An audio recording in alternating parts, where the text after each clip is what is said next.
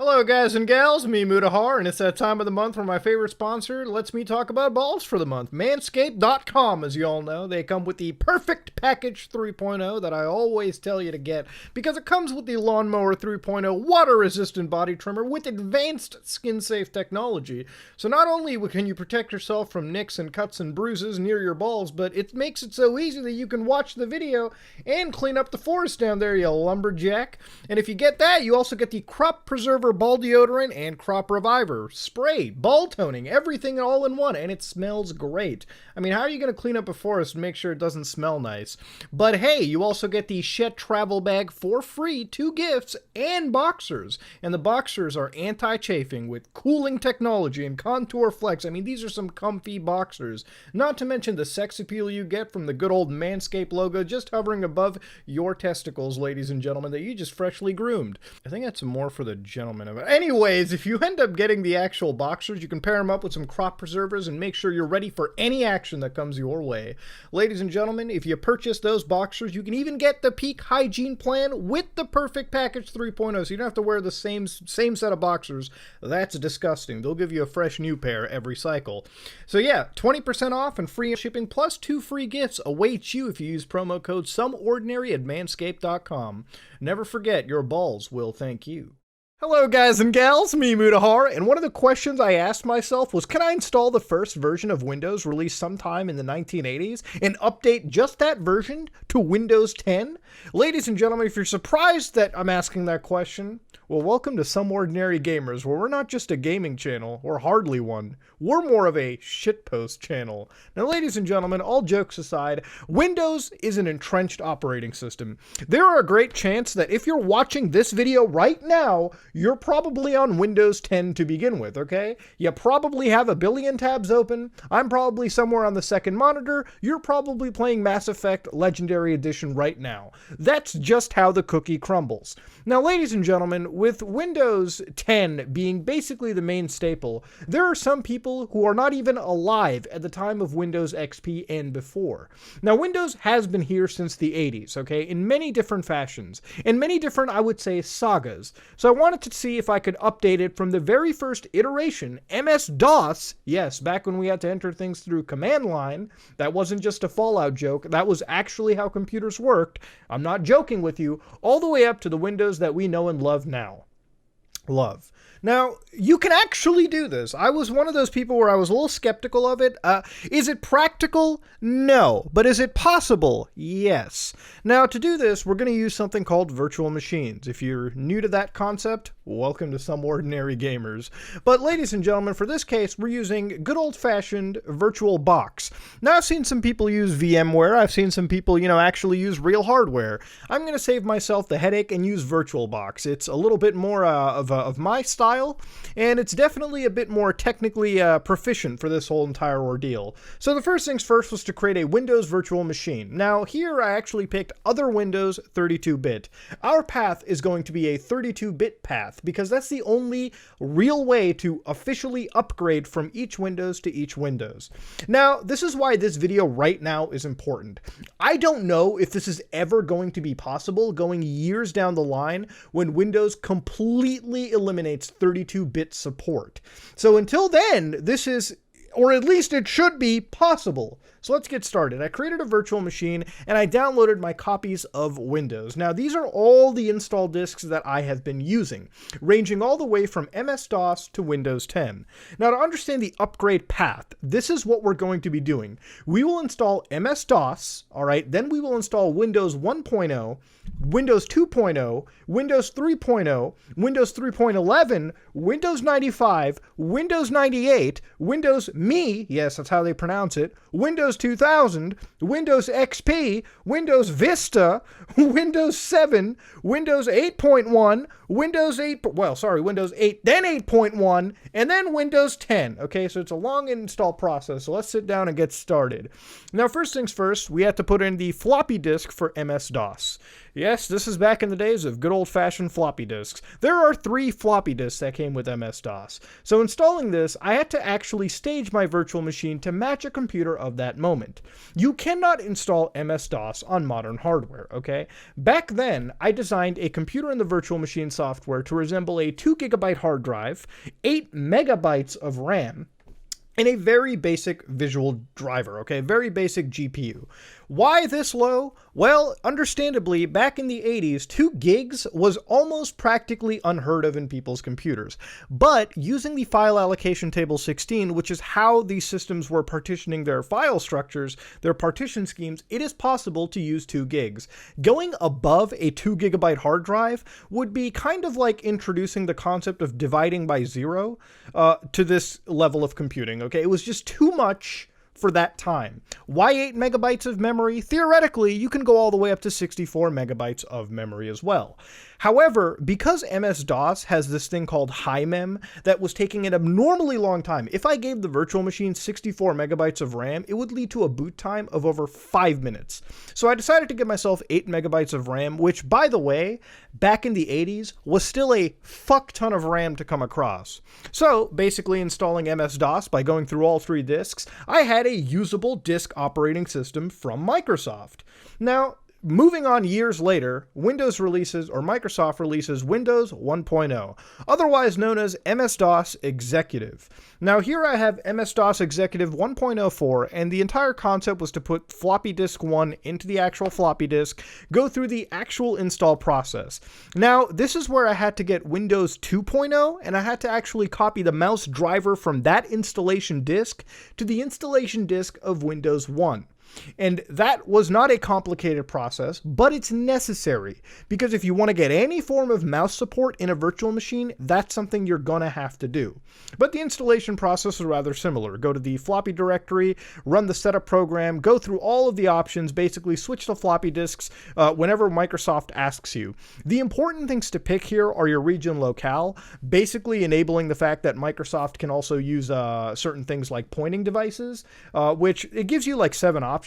And back in the day, there wasn't a whole lot of hardware to pick from, so whatever you saw is what you got. So basically go with Microsoft's pointer device, and for as long as the GPU is considered, whichever one supports 64 kilobytes of video memory is all you need. Once this install process is done, you're going to basically set your Vim version, restart the virtual machine, and then you're going to navigate to the Windows directory and type in win.com. At that point, you're given the actual first glimpse at a UI for systems back then. And remember, it may not be impressive, but back in the 80s, this blew people's minds away. Now, you got a bunch of applications like calculators, like calendars, but more notably, you have the first Notepad application, which in this case, to prove that we're upgrading, I'm going to create a Notepad file and modify it every upgrade we go. So for here, I named it Windows 1.0, pretty poggers indeed. And as far as the Paint application is considered, we're going to draw some grapes, cherries, or dongs, whatever you want to call it, and we're going to save this. Now, the first iteration of this is a .msp file, and this will later be converted, as you'll see when we move later and later, because file types change, output methods change. But there are a couple more applications that you can look into, for instance, a terminal application for communicating to other systems. I believe at the time, again, I'm a little too old, I'm a little too young for this kind of stuff, so I'm kind of just guessing what life was like back then for a bunch of, executive nerds who were really using this application. There are really, really boring tools, for instance, but remember, back then, this wasn't supposed to just immediately blow your mind away, okay? This is when Windows was used more as a tool, a software, rather than a full-fledged operating system. So let's move on to Windows 2.0. Now, the install procedure is the exact same. So the way that the upgrades work is if Windows is set up will detect a Windows directory, it'll often just merge its additions with that directory, and that's pretty much how the upgrade path goes. So this time we have around 6 to 7 floppy disks, so we got a ways to go. Because we're in a virtual machine, the transfer times are instantaneous, so installing this will take literal minutes. One thing to note is by the time we go later on into the video, the install times will obviously dramatically change as Windows gets more and more entrenched and more complex. So, Installing Windows 2.0 led us down to a path where it was, I guess you could say, slightly more modern looking, if that was to be taken. I mean, it's certainly not a ugly looking operating system for its standards, but this was where you could actually start customizing the system to your liking, okay? So you could change things like color, for instance, and as far as the actual changes between Windows 1.0 to Windows 2, I would say there's not a whole heck of a lot going on over here, all right? I mean, it could definitely be better, okay? But Windows 2.0 is kind of just an incremental upgrade over 1.0. However, because it is an upgrade, I'm going to open up the text file we made, and I'm going to make sure that I put in Windows 2.0 as a beautiful log to the situation. Now, Windows 3.0 is the next stage, and this is where Windows gets very, it starts to form an image. It starts to form sort of a guide, a path, a vision of what Windows is for the future. Now, this is going to be the end of the Windows 1.x saga, as I like to call it, because after this is Windows 95. So for quick mentioning, Windows 3.0 setup involves several disks, and this is where the install process actually gets a cool looking UI as part of it as well too, where we can actually title and actually name our departments and name all of our systems. So here we go through an entire setup process, it modifies a couple of system directories, and bam, we actually have a nice usable interface. This is when it looks really good. Windows 1 and 2 were dog shit in comparison to Windows 3.0. If this is my first perception of Windows, I'm about to come, all right? Because now you get to modify colors, you get a bit of wallpaper action going on, but also it's just generally aesthetically more pleasing. Now, it has the same tools, for instance, Paint, where we can add more to our, ever-growing bitmap file at this point. We can actually modify our text files as normal, and at this point, Windows actually has some exclusive programs. Believe it or not, Gabe Newell actually did program a Windows 3.0 version of Doom. I wasn't able to get it running,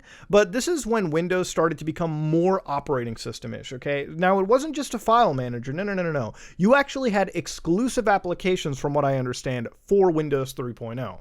But with Windows 3.0, it was the end of a saga, all right? We were coming to the end, because now, when we move on from this, is the Windows that resembles what we have now, which is Windows 95. But honorable mentions with Windows 3.0 before we go is it's where we get the start of some very classic games like Minesweeper, for instance, which has pretty much made its way through most iterations of Windows. In fact, it's still part of Windows now, from what I recall. I don't really play the default games with Windows 10, so I'm going to really have to check. But here's where you got Minesweeper, and beyond that, you actually got built-in antivirus tools, which had some pretty non-politically correct virus definitions, but it was kind of cool to see. Okay, Windows was coming out with a bang. Okay, they were really pushing it, and I think if anything, Windows 3.11 for the people around at the time, this would have been something that would help entrench this. Okay, because now you had a very, very usable product. All right, people were definitely looking forward to the next iteration of Windows, which would be 95. So let's go down to the setup on that.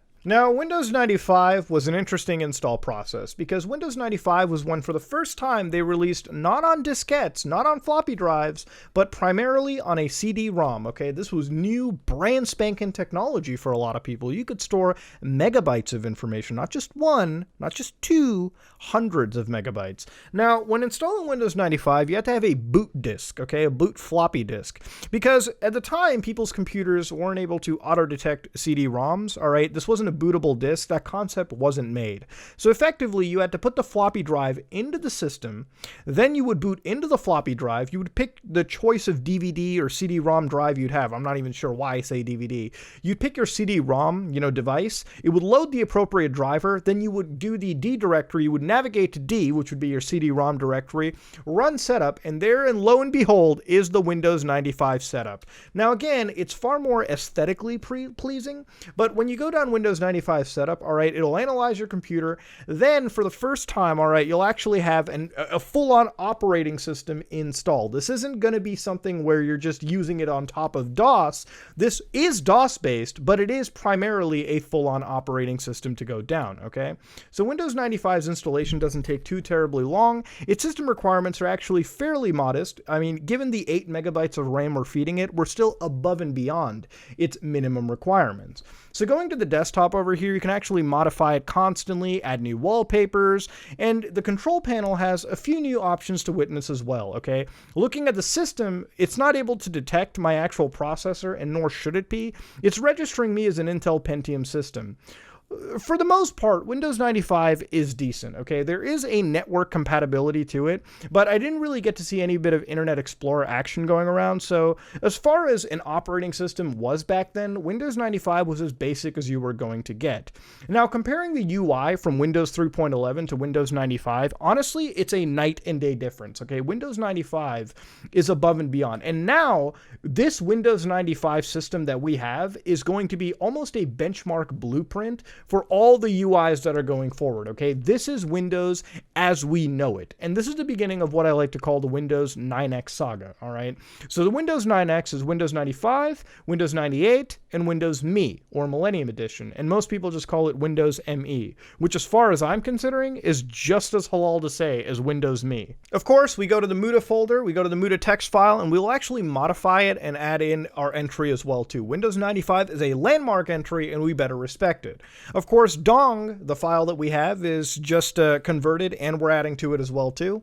Now going forward, Windows 98 setup needs to happen, so it's a simple matter of just putting in the disk, installing it, entering your CD keys, which, for those of you wondering how the CD keys are even a thing, it's not like each CD has the key printed. It's really just a complex mathematical formula that's actually printed onto every disk, so if you can reverse engineer the formula, you can start making your own keys right there and then. I think that's how most key generators work, but long story short, you can start actually adding in the system. Now at this point, we've given the name of this computer Billy G during the 95 setup, from what I recall, and then we also gave it the company name of the base department. So this will be further proof that as we upgrade, this should stay the same between each and every system going forward, okay? Or, you know, as far as Windows allows its compatibility to be. Now, 98 installation after that, you'll boot into it and notice that, yeah, it's fairly similar to Windows 95. I mean, there's not really that much changed beyond it. But if you look closely, we've got Internet Explorer, we've got the network neighborhood, we even have a shiny button that says connect to the internet. This is when Internet Explorer and, well, browsing the internet was something that really sort of started kicking in. And my first experiences of browsing the internet was on Windows 98. So this is when we connected through modems, through dial-up connections, and so on and so forth. As far as Windows 98's legacy is considered, this is a rock-solid operating system. As far as retro users are considered, out of all the operating systems in the 9X saga, 98 and 98 Special Edition is where you want to be if you're running a computer for this era of Windows installations. As far as all the upgrades and everything are considered, Windows 98 runs overall far more smoother. It's got much more to offer in terms of features and usability in comparison to Windows 95. Of course, to update my entire notepad file just to maintain compatibility, I was adding these entries, and of course you can also use the Paint application to further add onto this bitmap file. Now this is a monochromatic bitmap file as well too. As we move on further, I'm going to be updating it and converting this file so I'll be able to add color sometime later into the future. Because yes, color systems were a thing, okay? Now of course, as far as the internet system is considered, the system is so old that trying to use it to access modern web browsers or modern systems is just not possible. There was also an incompatibility with my virtual machine, so I just couldn't access the internet through 98 anyways. But because this is an upgrade path, let's move on to the next demon in the room, Windows Millennium Edition. Now, Windows Millennium Edition, a lot of people swear to you, is one of the most terrible sins Microsoft has committed, and while I would love to join the bandwagon, I am nowhere close to old enough to remember using ME. In fact, I have never used Millennium Edition in my life. The time that I spent during this was pretty much the only experience I've ever had with ME. But before updating to it, we need to start converting the actual file allocation table. Now, as I mentioned earlier, when we were dealing with a 2 gigabyte hard drive, that was because we are using older variants of FAT, which is file allocation table. It's still used for a lot of devices these days in a much more modern form. So before installing Millennium Edition, we're going to go to Windows 98, and its system tools, we're going to use something called Drive Converter, which will convert our drive from FAT16 to FAT32. The reason we're doing this is it's very important when we head on forward before installing Windows 2000, which is the Windows 2000 XP and Vista era of Windows usable operating systems, right? So we're going to really upgrade our system and get ourselves future-proof before we go in, because if we don't do it now, we may not be able to logically do it later on within Windows. And as far as the process is considered, it's not too long. I mean, under a virtual machine, it'll take literally like seconds. So once that's done, we're going to move on to the Windows ME installation, which is, again, aesthetically the exact same as 98, okay? So going through the install procedure was relatively simple, and once you boot into Windows Millennium Edition, you'll probably realize what it is about Millennium Edition that probably triggers people a lot, okay? For one, it's almost a very incremental upgrade over 98. In fact, a lot of the story revolving around ME was that this was supposed to be far larger. This was supposed to be the singularity point between Windows NT, which was Microsoft's business class operating system, which was totally different than what we're using now, versus Windows ME, right? Where this was, again, just an incremental upgrade. It was released, and there wasn't a whole lot of fanfare for it, especially regarding its stability. As far as I've heard, a lot of people who used Millennium Edition reported this system to be incredibly unstable, almost to the point where it wasn't even usable. There were a couple of feature sets that were nice to have, but overall, Windows 98 2nd Edition was a far better product for Millennium. In fact, my experience using it, I realized one thing, and one thing very, very clear, is that upon using Millennium Edition, it's almost aesthetically no more different than Windows 98. There are a couple new features into the system at all, too. There are a couple new additions, but nothing substantial enough to write home about. For all things considered, Windows Millennium Edition, most people necessarily used because it came with the system, all right? Nobody really went out of their way to go and buy Millennium Edition and install it when Windows 98 was such a great option to have anyways. But Windows Millennium Edition had the first iteration of 3D Pinball Space Cadet. Now, because of my virtual machine and the fact that my GPU was causing severe issues, I wasn't able to necessarily play this game. I was only able to get into it when we were at Windows XP. So this is the end of Millennium Edition, but now this is an important turn shift to Windows 2000. So what do I mean by that? Up until this point, every Windows system that we have used has been DOS-based, okay? From MS-DOS to Windows Millennium Edition. Windows 2000 technically released before Millennium Edition, but it is an actual upgrade, in the sense that Windows 2000 is an NT-based operating system. Now, Windows NT was a project that Microsoft was giving exclusively to the commercial enterprise side. This was Microsoft's own operating system and their own kernel. This wasn't DOS, this was Microsoft's baby. And now at this point, with Windows 2000, they were trying to get users to convert from this DOS-based operating system to the NT-based operating system. So now Windows 2000 is a net upgrade over everything that we have gotten to this point.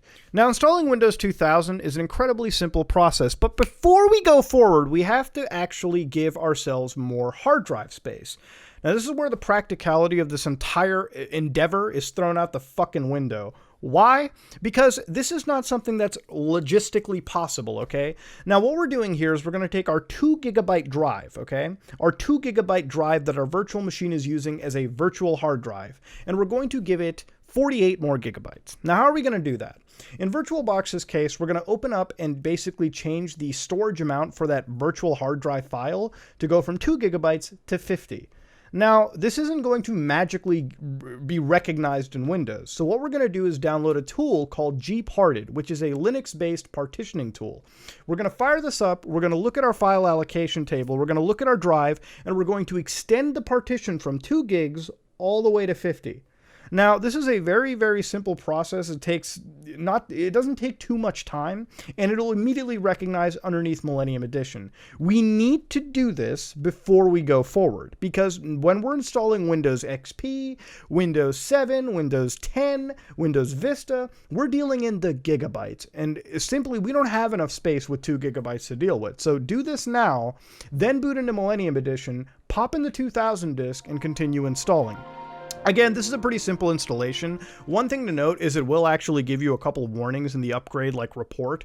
Feel free to ignore it. I didn't notice any big issues. I decided to just go through with it, no balls. It will ask you now to convert the hard drive to NTFS, and this is important because NTFS is still used to this day. It's Microsoft's proprietary drive, scheming system, and this is the last time we're going to be doing anything like that, okay?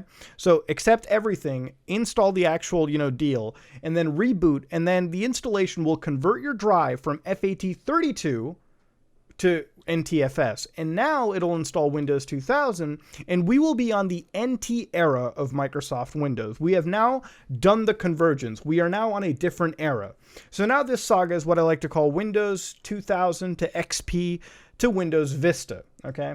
Now, why is this important, okay? Because this is not only a new iteration, this is not only Microsoft's baby, the NT kernel we're backboning off, but Windows 2000 is not something most people used. For instance, when Windows 2000 came out, this was more for the business-oriented side of people anyways. People were usually still on Windows 98, but Windows 2000 was a promise, a look into the future, if you will. Aesthetically, it wasn't that much different than Windows 98 either. There were maybe a couple more, customizability options, but this is effectively just Windows 98. Although, the key difference here is the back end changed. It went from a DOS-based operating system to an NT-based operating system. So again, modifying my notepad file and my Dong Force file at this point, my beautiful little image, I decided to go further and install the creme de la creme, everyone's favorite, Microsoft Windows XP. Now, installing Windows XP isn't that long, alright? Windows XP, you pop the disk in, you go through with it. Aesthetically, the setup will look roughly the same of Windows 2000, but once you actually boot in and go into Windows XP as a system, you'll be greeted with an aesthetically different user interface, one that looks much more modern, one that looks sexier, one that definitely is far more appealing to the average eye compared to older Windows operating systems. Now, why is this in the same tier as Windows 2000? Because there's a lot more similarities than one would care to expect, okay? It's based off of the same NT technology, in fact, downright telling you it's some, CD cases that you end up buying. Windows XP is not far more different than anybody can imagine.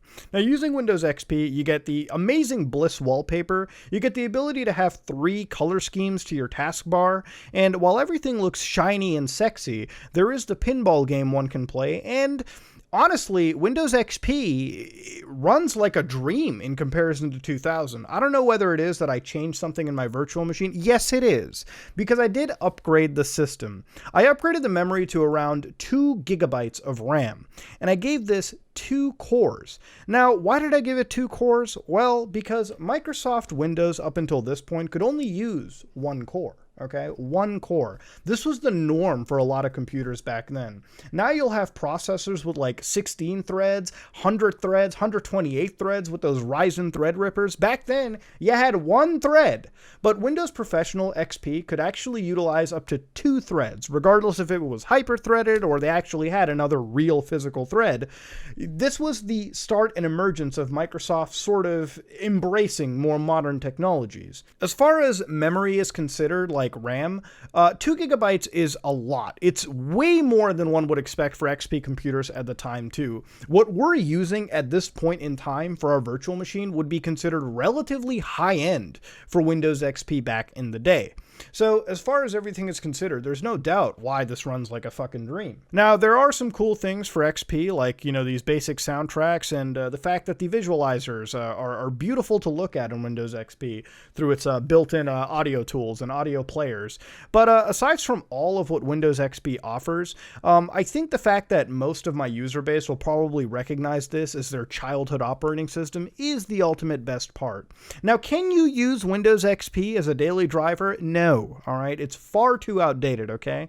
Now we're going to go to the next demon in the room, okay? The next millennium edition of Microsoft's family, and that is Windows Vista. Now, I know there's a bunch of people seething in the chat there. Ooh, Windows Vista. Windows Vista killed grandma. Windows Vista snapped her neck. All right, Windows Vista is not the perfect operating system, I know. But it gets a lot more shit than I think it deserves, okay? So I'm going to stand up for it, okay? I'm going to prevent Windows Vista from being fucking cyberbullied by the community at large. Windows Vista was the next iteration after XP, and boy oh boy, this is the most aesthetically pleasing Windows you will ever see. Now, understandably, Windows Vista was competing with Mac at the time, which Mac looked pretty aesthetically pleasing for most people, okay? In fact, Vista fucked up so hard that Mac was running ads non-stop comparing how beautiful it was in key areas compared to Windows, and it gained a pretty sizable market share because of Microsoft's fuck up. But Windows Vista isn't all bad. Frankly, this operating system came out too early. Now, to understand, back in the days, Windows Vista was touted, it was advertised, a little bit hyped, but there was a sticker that a lot of people remember. If you go to any Best Buy of that period and you looked at any of these like bargain bin entry-level computers, they usually said it was designed for Windows XP, but it is Windows Vista capable. I think capable should be changed to it can barely fucking run it, because Windows Vista was a system that the actual minimum requirements for it jumped up dramatically, but it also came with a beautiful UI that many people would find pretty shit nowadays. I think it's aesthetically the best. This UI required 256 megabytes of graphic memory, okay? Now, if you had a graphic card at the time, yeah, this would run smooth, provided that GPU wasn't crashing, but for most people, they didn't have a graphic card. I didn't have a graphic card. This thing ran like hot trash on summer evenings, okay? Because this was not a good time. This was not good. I remember my first Vista computer being a gig of RAM, and that wasn't even enough to satiate this bastard. It was a sluggish operating system, and frankly, the problems lie in the fact that a lot of people that were using Windows Vista were using underpowered or entry-level hardware at the time of its release. Because when Windows 7 came around and everyone jacked that off to no end, Windows 7 was effectively just Windows Vista, but it came out at a time where hardware was sufficiently upgraded. Upgraded to the point where people could use the operating system without it being so bloated and resource heavy that people's actual daily use cases would be slugged and thrown aside in the process. Now, Windows Vista was the point where they actually introduced support for like multi-core processing, so I actually had 8 threads passed to Vista, which back then was fucking unheard of on their computers, okay? Just fully out there. I also gave it 3 to 4 gigs of RAM, which is as much as I could actually physically address given the 32-bit limit, and I actually installed some of those via VirtualBox guest editions, so I got to actually use the UI a fair bit for the community to look at.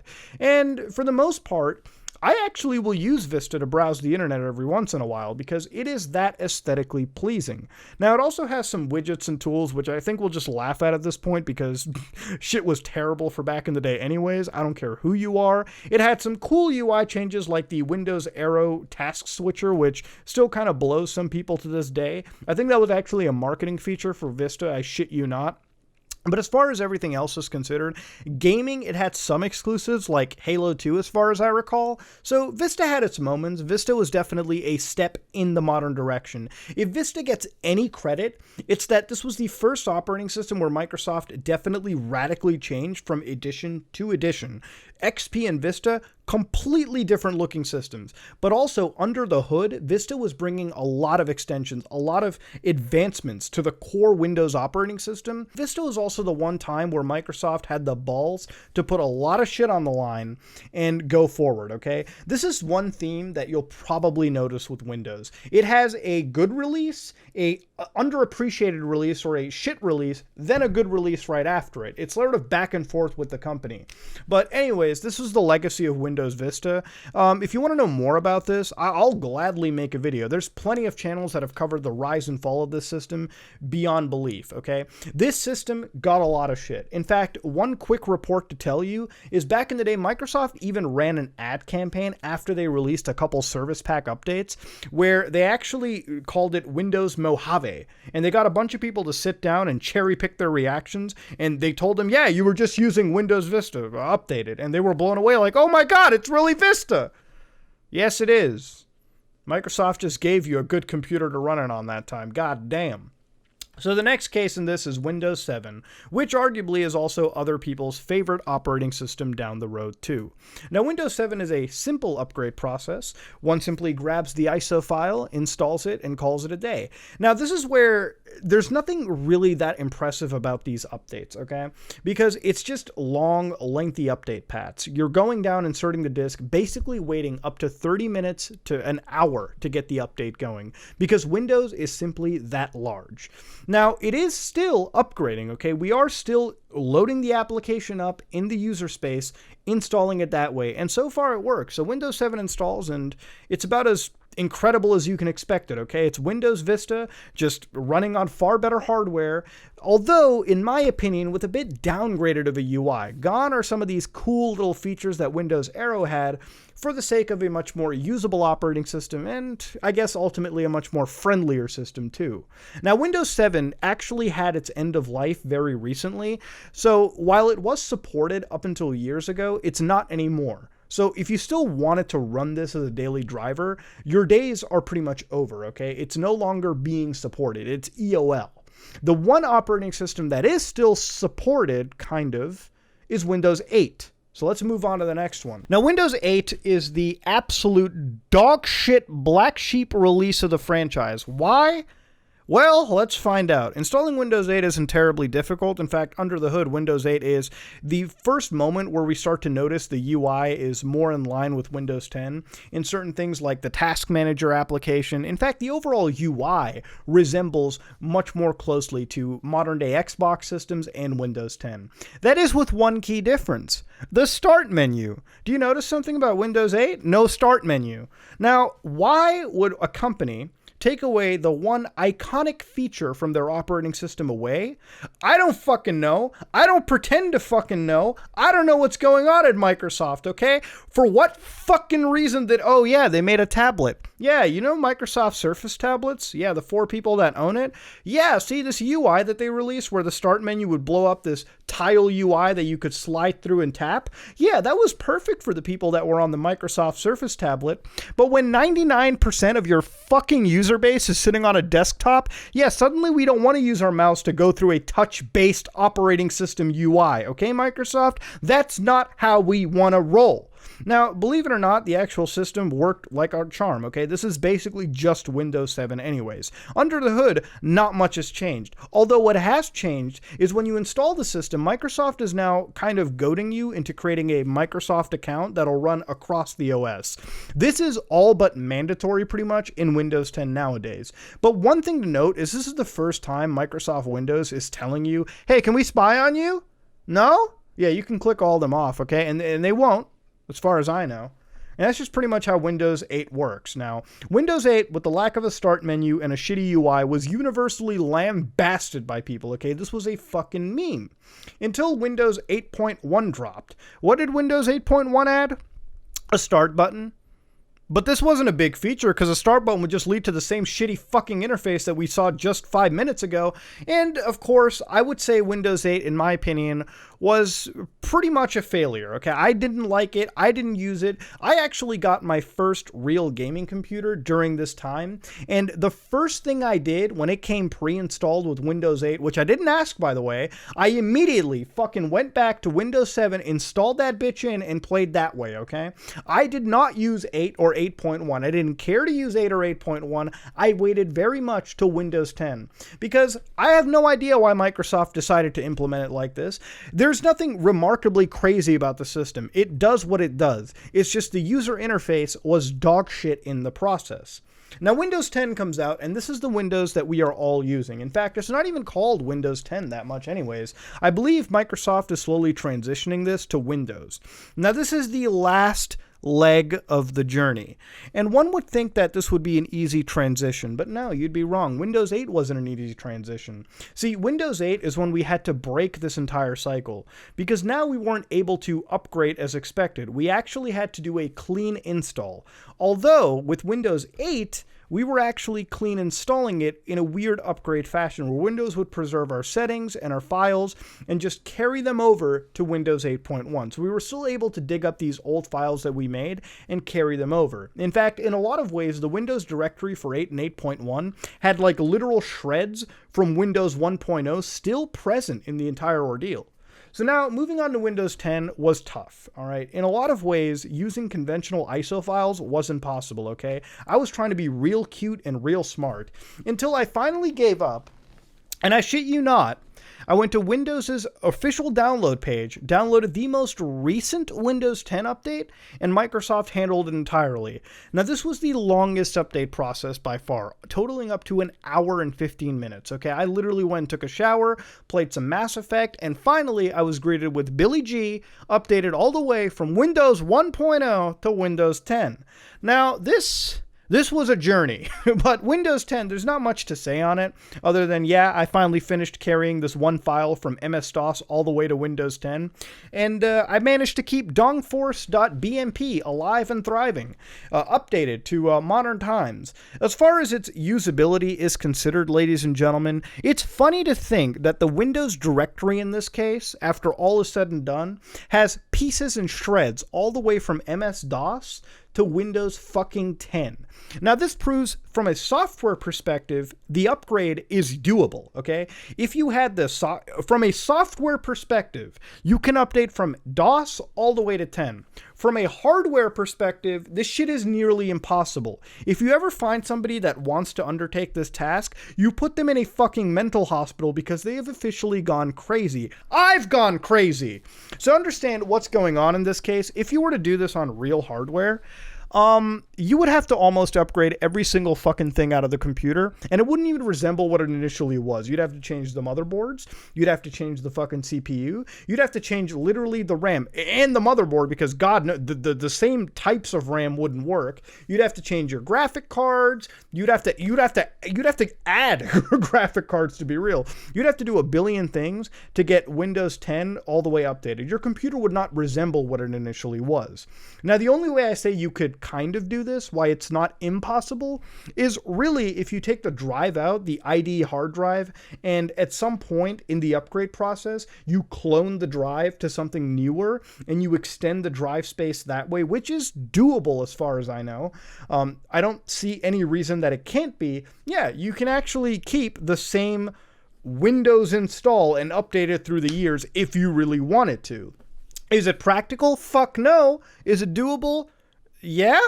Now, I decided to go one step beyond. Since we're in a virtual machine, I decided to convert the actual drive for VirtualBox to KVM. So I was actually able to pass a GPU to Windows 10. I had to clean install from 32-bit to 64-bit, which defeated the whole fucking purpose of the entire experiment, if we're going to be honest, and I was able to install Cyberpunk 2077. So yes, ladies and gentlemen, you can play one of the jankiest ports, one of the jankiest games on the jankiest update path if you really wanted to. And will it work? Fuck yeah! Is it worth it? Fuck yeah! Ladies and gentlemen, this is my wacky journey from Windows 1.0 to Windows 10. I think it's kind of a historical moment, if you will. So I'm glad that I did this. Is there any reason why I should have done this? No. Other than this might be one of my most elaborately done technical shitposts of 2021. So if you like what you saw, please like, comment, and subscribe. Dislike it. If you dislike it, I am out.